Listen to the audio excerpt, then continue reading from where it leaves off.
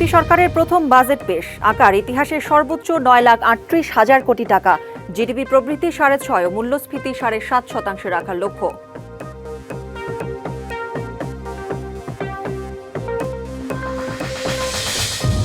দাম বাড়বে rod, cigarette, দেশি মদ, গ্যাস সিলিন্ডার, বিলাসবহুল গাড়ি, বিদেশি খাদ্যের। কমবে শিশু খাদ্য, স্বর্ণালংকার, বৈদ্যুতিক গাড়ি, ল্যাপটপ, কম্পিউটার, ওষুধের কাঁচামালের।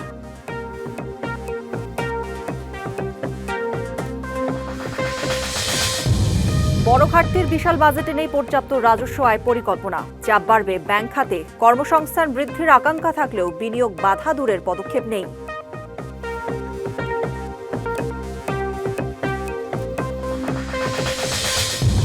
বাড়েনি ব্যক্তির করমুক্ত আয়সীমা, ফিরল কালো টাকা সাদা করার সুযোগ। সরকারি চাকরিজীবীদের নতুন বেতন জুলাই থেকে ধাপে ধাপে।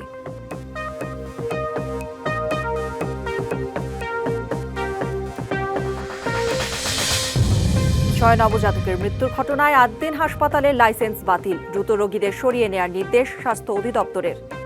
জিনিসপত্রের দাম বা মূল্যস্ফীতির লাগাম টানতে নিজের দেয়া প্রথম বাজেটে নিত্যপণ্যের নানা অঙ্কের ছাড়ের প্রস্তাব করলেন অর্থমন্ত্রী আমির খসরু মাহমুদ চৌধুরী। অর্থনীতির গতি বাড়তে 6.5% জিডিপির প্রবৃদ্ধি ধরে 2026-27 অর্থবছরে 9,38,000 কোটি টাকার প্রথম বাজেট দিলেন তিনি, যেখানে ঘাটতি 2,43,000 কোটি টাকা। আর রাজস্ব আহরণের লক্ষ্য অলীক কল্পনা। বিশ্লেষকরা বলছেন, গণতান্ত্রিক সরকারের প্রস্তাবিত বাজেটে আমলাতান্ত্রিক কাঠামোর ছক থেকে বের হতে পারেনি নির্বাচিত সরকারের অর্থমন্ত্রী। প্রায় 20 বছর পর ক্ষমতায় এসে প্রথমবারের মতো লাখ কোটি টাকার অঙ্কের বাজেট দিল বিএনপি সরকার। অর্থমন্ত্রী আমির খসরু মাহমুদ চৌধুরীর প্রস্তাব করা 9,38,000 কোটি টাকার বাজেটে 2,43,000 কোটি টাকাই ঘাটতি। 6,95,000 কোটি টাকা রাজস্ব আহরণের লক্ষ্য ধরা হলেও শঙ্কা আছে সেখানে। আগামী 2026-27 অর্থবছরে চলতি অর্থবছরেই যেখানে অর্জিত হয়নি রাজস্ব আহরণের লক্ষ্য, সেখানে এনবিআর কিভাবে 6,04,000 কোটি টাকা আহরণ করবে তা নিয়েও প্রশ্ন থাকছে। বাজেট বক্তব্যে রাজস্ব বিভাগের সংস্কার নিয়েও কোনো পরিকল্পনার কথা উল্লেখ করেননি অর্থমন্ত্রী। সামাজিক সুরক্ষা ও নারীর অর্থনৈতিক ক্ষমতায়ন নিশ্চিত করবে।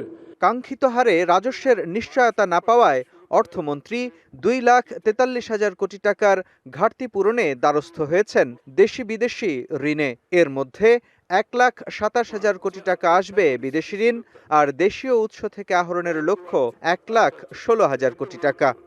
জ্বালানি নিরাপত্তা, উৎপাদনশীল কর্মকাণ্ডের ধারাবাহিকতা। নিজের প্রস্তাবিত বাজেটে পরিচালন ব্যয়, খাদ্য ও ঋণ অগ্রিম বাবদ অর্থমন্ত্রী বরাদ্দ রেখেছেন 6,13,925 কোটি টাকা। আর বার্ষিক উন্নয়ন কর্মসূচি সহ উন্নয়ন ব্যয় 3,16,075 কোটি টাকা। তবে শঙ্কার বিষয় হল, নতুন বাজেটে 1,27,500 কোটি টাকাই ব্যয় ধরা হয়েছে সরকারের নেয়া ঋণের সুদ বাবদ। গতানুগতিক সব সংখ্যার বাইরে দেখতে গেলে বাজেট বক্তব্যে নজরে আসবে কৃষি ও নিত্যপণ্যের উৎসে কর 0.5% নামিয়ে আনার প্রস্তাব। যদিও একই প্রস্তাব অনেকটা হুবহুই ছিল চলতি অর্থবছরে অন্তর্বর্তী সরকারের দেয়া বাজেটেও। বাজেটের মতো জাতীয় দলিলে এমন কপি পেস্টে প্রশ্ন উঠেছে, তবে কি এ বাজেট সেই গতানুগতিক আমলাতান্ত্রিকই রয়ে গেছে? কিছু শব্দ পরিবর্তন হয়েছে, কিছু সংখ্যা পরিবর্তন হয়েছে, কথা যা তাই আছে, 0.5%ই আছে। এতে দেখা যাচ্ছে যে শব্দ বদলায়, কথা কিছু বদলায়, আগের কাঠামোর মধ্যে থেকে এগুলো বদলিয়ে যে বাজেট এসে সামনে দাঁড়ায়, সে বাজেট আর যাই করুক মানুষের কল্যাণে আসে না। জ্বালানির তীব্র সংকট, বেহাল ব্যাংক খাত, বিনিয়োগ নেমেছে শূন্যের কোটায়। এমন পরিস্থিতিতে ঘুরে দাঁড়ানোই যেখানে বড় লক্ষ্য, তেমন বাস্তবতায় গণতান্ত্রিক, মানবিক ও অন্তর্ভুক্তিমূলক অর্থনীতির অভিযাত্রার বাজেট নিয়ে হাজির হলেন অর্থমন্ত্রী। যদিও আমলা নির্ভর বাজেট তৈরির প্রক্রিয়ায় অর্থমন্ত্রীর নিজের সম্পৃক্ততা কতটুকু আছে সে নিয়ে প্রশ্ন আছে বিশ্লেষকদের। প্রথম বাজেটে নানা খাতে শুল্ক ছাড় আর বিনিয়োগে কর ছাড়ের প্রস্তাব থাকলেও বিশ্লেষকরা মনে করছেন, গতানুগতিক কাঠামোতে প্রস্তাবিত বাজেট সরকারের জন্য বাস্তবায়ন কঠিন হবে। মোস্তফা মাহবুব, ডিবিসি নিউজ, ঢাকা। জ্বালানি নিরাপত্তা নিশ্চিত করতে কৌশলগত মজুত গড়ে তুলতে চায় সরকার। এজন্য প্রস্তাবিত বাজেটে দেশীয় তেল ও গ্যাস অনুসন্ধানে জোর দেওয়ার কথা বলেছেন অর্থমন্ত্রী।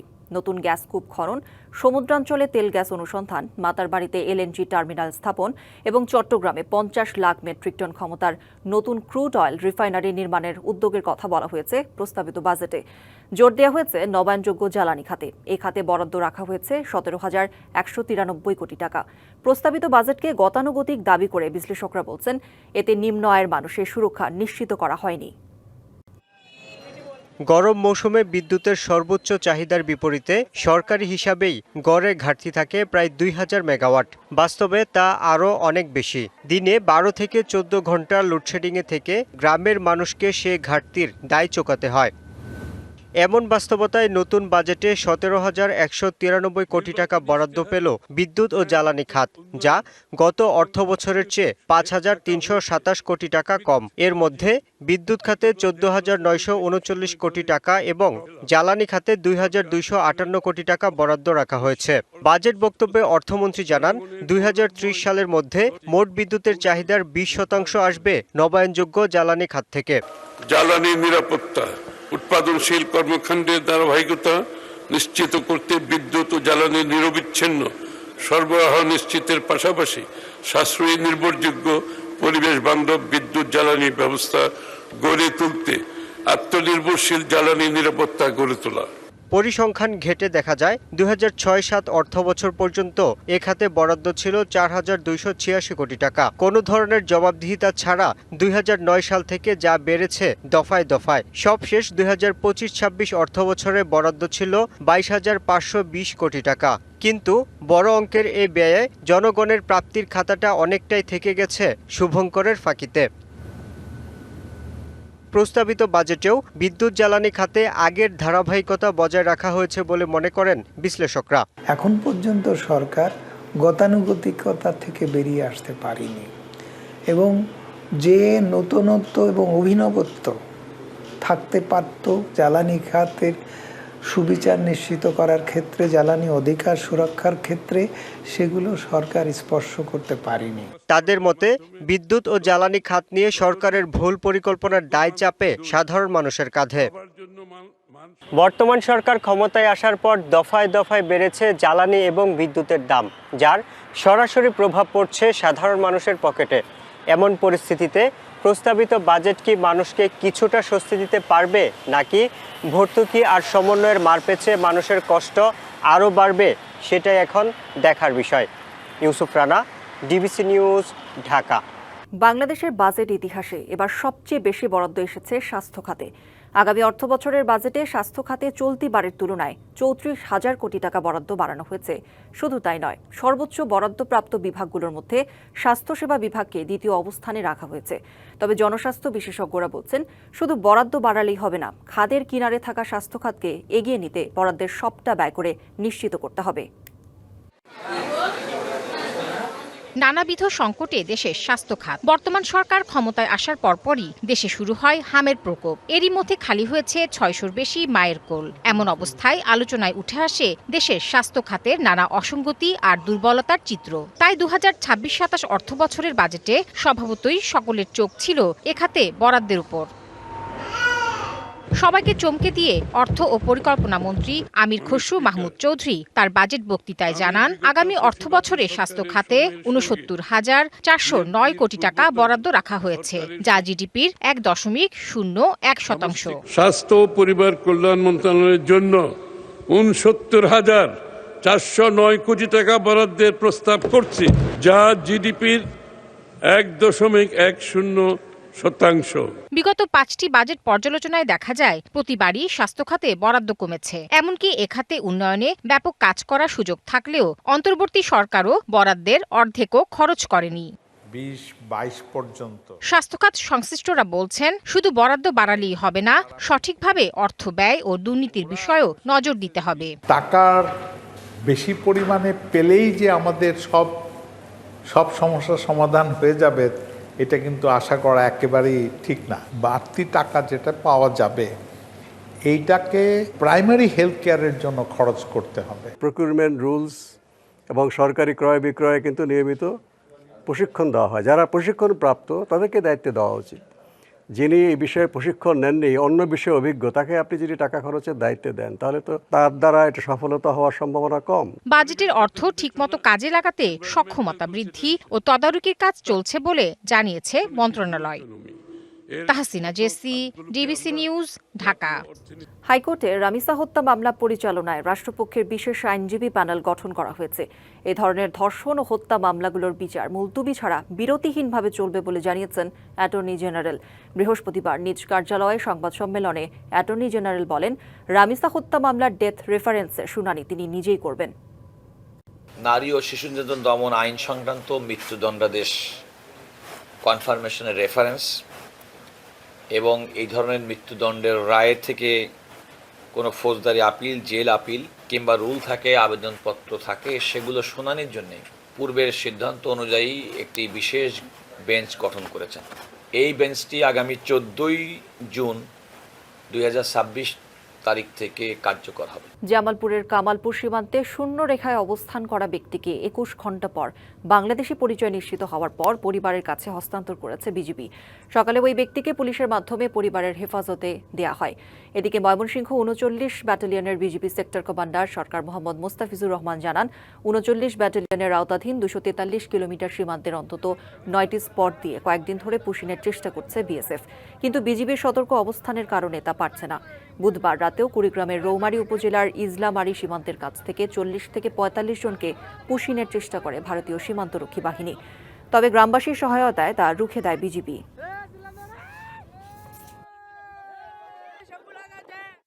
মূলত এখন গ্রামবাসী এবং বিজিবি সৈনিক মিলে একসাথে পাহারা দিচ্ছে সীমান্তবর্তী এলাকাগুলোতে, এবং গত কয়েকদিন ধরে ভারতীয় কর্তৃপক্ষ বা আমাদের পাশের দেশ থেকে অনবরত চেষ্টা করে যাচ্ছে পুশিং করার জন্য।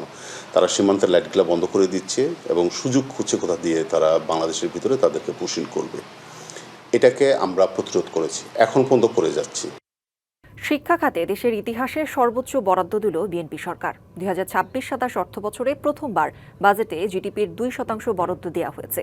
অর্থের হিসেবে এর পরিমাণ 1,36,606 কোটি টাকা, যা গত বছরের 87,206 কোটি টাকার 1.5 গুণেরও বেশি। দেশে এত বছর শিক্ষায় বরাদ্দ থাকত জিডিপির 1.5% কাছাকাছি, যদিও আন্তর্জাতিক মানে তা জিডিপির 4 থেকে 6%। বাজেট বৃদ্ধিকে ইতিবাচক হিসেবে দেখলেও শিক্ষার সার্বিক উন্নয়নের জন্য এই খাতে বরাদ্দ আরও বাড়ানোর পাশাপাশি সঠিক পরিকল্পনার উপর গুরুত্ব দিচ্ছেন বিশেষজ্ঞরা।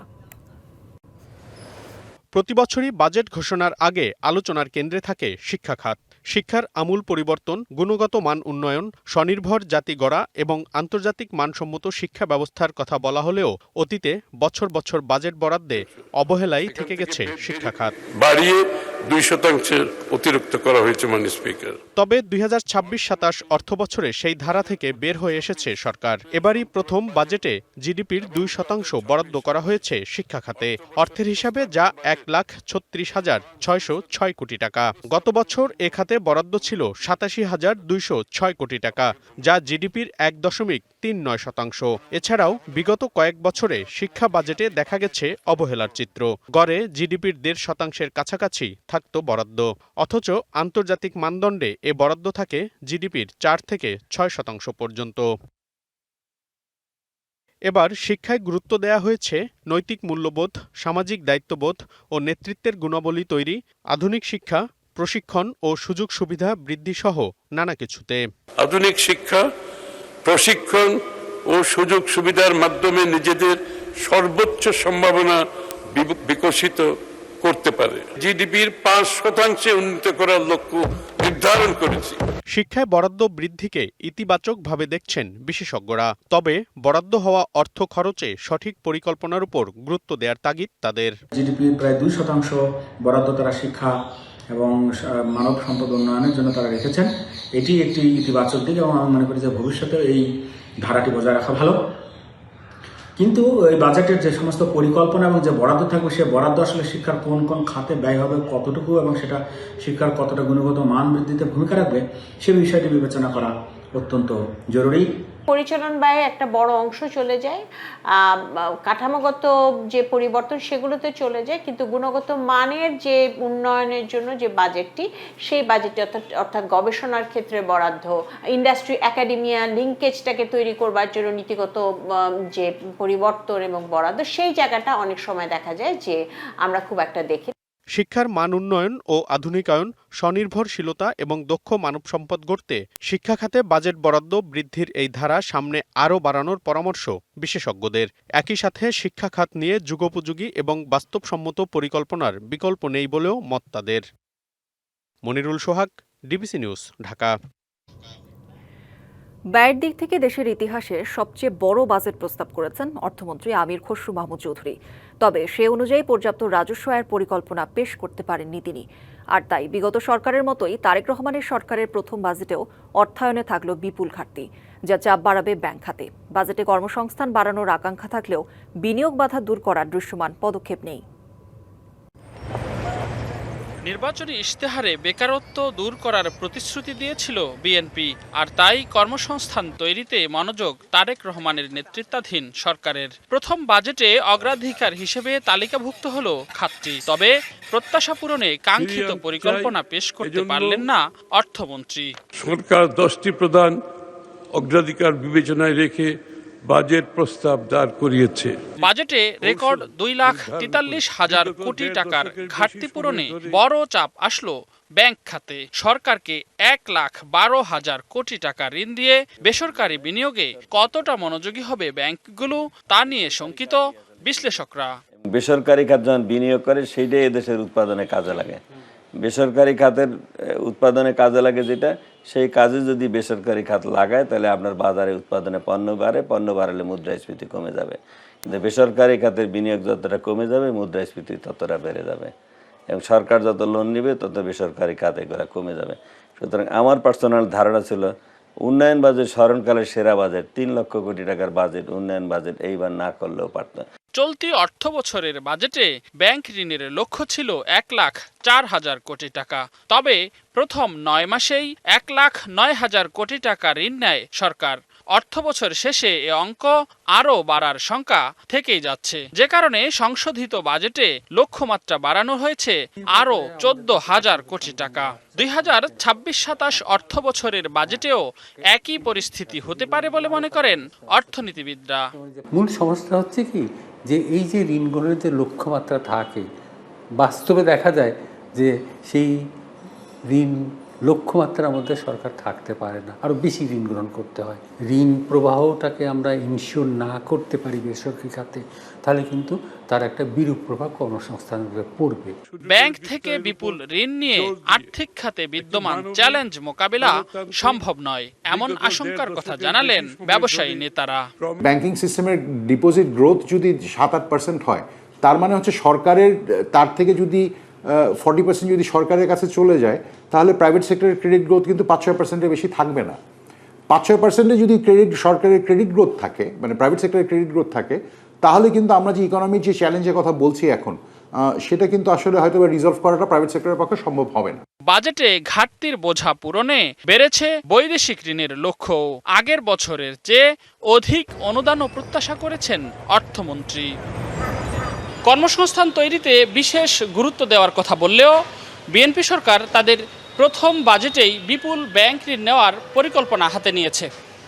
বিশ্লেষকরা বলছেন এতে বাধাগ্রস্ত হবে বেসরকারি বিনিয়োগ, যা কর্মসংস্থান কমে যাওয়ার ঝুঁকি তৈরি করতে পারে। সংশ্লিষ্টদের প্রশ্ন, বাজেটের ঘাটতি মেটাতে ব্যাংক ঋণের বিকল্প উৎস মিলবে কবে? রেদওয়ানুল হক, ডিবিসি নিউজ, ঢাকা। ভারতের উত্তর পূর্বাঞ্চল ওমান উপকূলে তেলবাহী জাহাজে যুক্তরাষ্ট্রের হামলায় 3 ভারতীয় নাবিক নিহত হয়েছেন। জীবিত উদ্ধার করা হয়েছে বেশ কয়েকজন ক্রুকে। বিষয়টি নিশ্চিত করেছেন ভারতের জাহাজ মন্ত্রী সর্বানন্দ সোনোয়াল। রয়টার্স জানিয়েছে, ওমান উপসাগরে একটি তেলের ট্যাঙ্কার বিকল করে দিয়েছে মার্কিন সামরিক বাহিনী। জাহাজটির বিরুদ্ধে ইরান থেকে তেল পরিবহনের চেষ্টা করার মাধ্যমে মার্কিন নৌ অবরোধ লঙ্ঘনের অভিযোগ তুলেছে যুক্তরাষ্ট্র। তেলবাহী জাহাজের ইঞ্জিন রুমে মার্কিন হামলার ঘটনার ভিডিও প্রকাশ করেছে যুক্তরাষ্ট্রের সেন্ট্রাল কমান্ড, সেন্টকম। তারা জানিয়েছে পালাউয়ের পতাকাবাহী সেত্তে বেলো নামের জাহাজটিকে নির্দেশনা মেনে চলার জন্য বারবার অনুরোধ করা হলেও তা মানেননি নাবিকেরা। এরপর একটি মার্কিন বিমান থেকে জাহাজটির ইঞ্জিন রুম লক্ষ্য করে নির্ভুল নিশানাযোগ্য গোলা নিক্ষেপ করা হয় বলে স্বীকার করে দেশটির সেন্ট্রাল কমান্ড। হামলার ঘটনায় প্রতিবাদ জানিয়ে দিল্লিতে মার্কিন উপমিশন প্রধানকে তলব করেছে ভারত সরকার। 6 নবজাতকের অস্বাভাবিক মৃত্যুর ঘটনায় রাজধানীর মগবাজারে 8 দিন হাসপাতালের লাইসেন্স বাতিল করা হয়েছে। বিকেলে স্বাস্থ্য অধিদপ্তরের মহাপরিচালক ডাক্তার প্রভাত চন্দ্র বিশ্বাস এই ঘোষণা দেন। এ বিষয়ে আরও জানাতে যুক্ত হচ্ছেন সহকর্মী সানি আহমেদ। সানি, 8 দিন হাসপাতালের লাইসেন্স বাতিলের সবশেষ কি তথ্য রয়েছে আপনার কাছে জানাবেন? করি এই মুহূর্তে আমি 8 দিন হাসপাতালের মধ্যে রয়েছি। ঠিক একটু আগেই স্বাস্থ্য অধিদপ্তরের একজন প্রতিনিধি এখানে এসেছিলেন। তিনি হাসপাতাল কর্তৃপক্ষকে জানিয়ে দিয়েছেন যে হাসপাতাল কোনোভাবেই কার্যক্রম চালাতে পারবে না, অর্থাৎ নতুন করে কোনো রোগী ভর্তি করতে পারবে না। একই সাথে আপনাকে যদি জানিয়ে রাখি যে এখানে এখনও অনেক পেশেন্ট আছে এবং হাসপাতাল কর্তৃপক্ষ ঠিক একটু আগে আমাদের সাথে কথা বলেছিল। তারাও বলছিলেন যে তারা আশাবাদী যে 30 দিনের যে সময় এখনও রয়েছে রিড করার, সেই রিড তারা করবেন বলে আমাদেরকে জানিয়েছেন। একই সাথে যিনি স্বাস্থ্য অধিদপ্তরের যে প্রতিনিধি দল রয়েছে তিনি আমাদেরকে জানিয়েছেন যে এখানে এখন থেকে কোনো রকমের রোগী নতুন করে ভর্তি করতে পারবে না এবং একই সাথে যারা পুরাতন রোগী রয়েছে তাদেরকে খুব দ্রুত সময়ের মধ্যেই তারা এখান থেকে অন্য জায়গায় সরিয়ে নিয়ে যাওয়ার কথা বলেছেন। এবং একই সাথে এখানে যারা রোগী রয়েছে কিংবা রোগীর স্বজন যারা রয়েছে তারা কিন্তু কিছুটা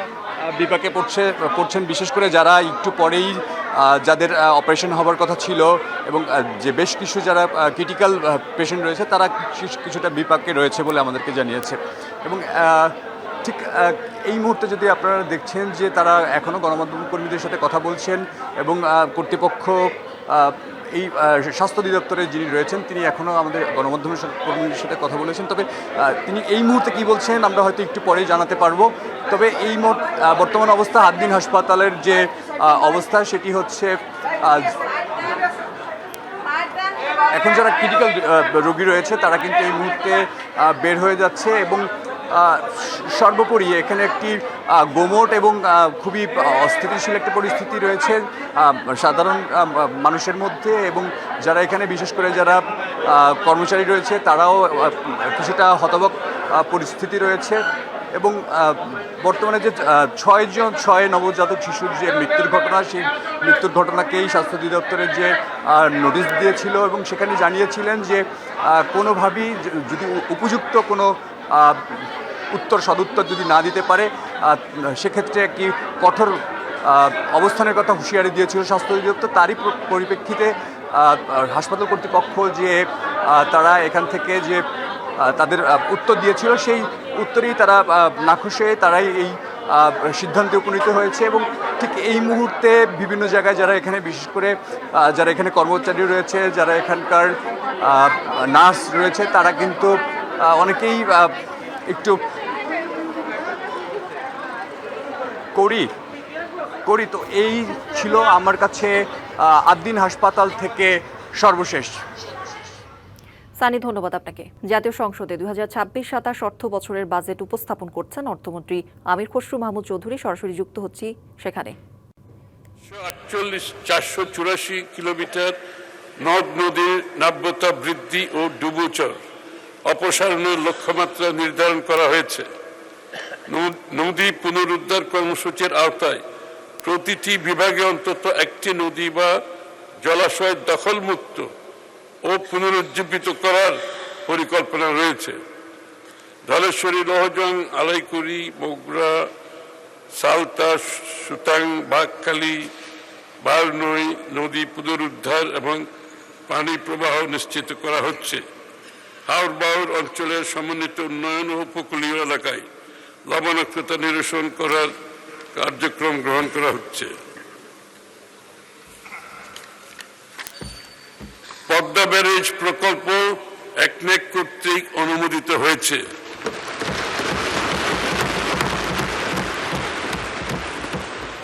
দক্ষিণ পশ্চিমাঞ্চলের কৃষি, পরিবেশ, পানি ব্যবস্থাপনায় দীর্ঘমেয়াদী পরিবর্তনের লক্ষ্য নিয়ে আগামী 7 বছরে প্রকল্পটি বাস্তবায়ন করা হবে। উক্ত প্রকল্পে দেশের প্রায় 37% মানুষ সরাসরি উপকৃত হবে।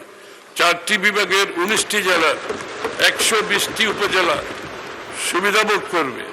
এছাড়াও আমাদের সরকার দেশের উত্তরাঞ্চলের মানুষের ভাগ্য বদল ও জীবনযাত্রার মান উন্নয়নে 30টা মহাপরিকল্পনা বাস্তবায়নের উদ্যোগ গ্রহণ করে। পানি সম্পদ মন্ত্রণালয়ের অনুকূলে 2026-27 অর্থ বছরে 10,533 কোটি টাকা বরাদ্দের প্রস্তাব করছি।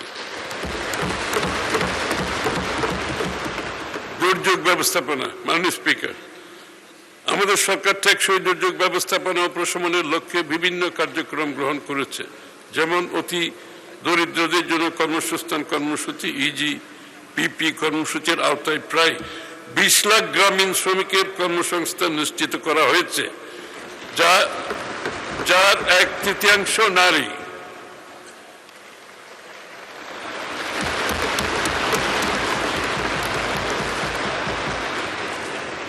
চলতি অর্থ বছরে সামাজিক নিরাপত্তা কর্মসূচির আওতায় কাজের বিনিময়ে টাকা কাবিটা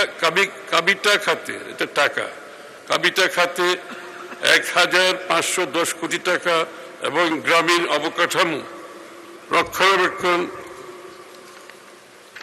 টিআর খাতে 1,454 কোটি টাকার বেশি বরাদ্দ দিয়ে গ্রামীণ অবকাঠামো সচল রাখা হয়েছে। ভূমিকম্প ও অন্যান্য দুর্যোগ মোকাবেলায় 521 কোটি টাকা ব্যয়ে আধুনিক উদ্ধার সরঞ্জাম ও 11টি এরিয়াল প্ল্যাটফর্ম ল্যাডার ক্রয় করা হয়েছে।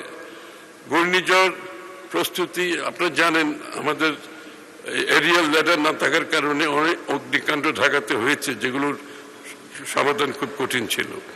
ঘূর্ণিঝড় প্রস্তুতির কর্মসূচি CPP-র জন্য 100% বেতার সংযোগ ব্যবস্থা নিশ্চিত করা হয়েছে। দুর্যোগ ব্যবস্থাপনা মন্ত্রণালয়ের জন্য আগামী 2026-27 অর্থ বছরে 10,350 কোটি টাকা বরাদ্দের প্রস্তাব করছে। নারী ও শিশু উন্নয়ন, নারীর ক্ষমতায়নই উন্নয়নের নির্দেশক। তাই নারীর ক্ষমতায়ন ও শিশু নিরাপদ শৈশব নিশ্চিত করাই আমাদের লক্ষ্য। আধুনিক শিক্ষা, স্বাস্থ্যসেবা, কর্মসংস্থানের মাধ্যমে নারীদের স্বনির্ভরতা এবং শিশুদের সুরক্ষা নিশ্চিত করা হবে। এক্ষেত্রে আমরা নিম্নরূপ কার্যক্রম গ্রহণ করেছি। কর্মজীবী নারীদের জন্য প্রথম ধাপে 20টি এবং পরবর্তী ধাপে আরো 60টি আধুনিক ডে কেয়ার কেন্দ্র স্থাপন করা হবে। বিদেশ ফেরত নারী শ্রমিকদের পুনর্বাসন ও সামাজিক নিরাপত্তা নিশ্চিত করা হবে। ভালনারেবল ওমেন বেনিফিট কর্মসূচির আওতায় 10,40,000 নারীকে মাসিক 30 কেজি চাল দেওয়া হচ্ছে অলরেডি।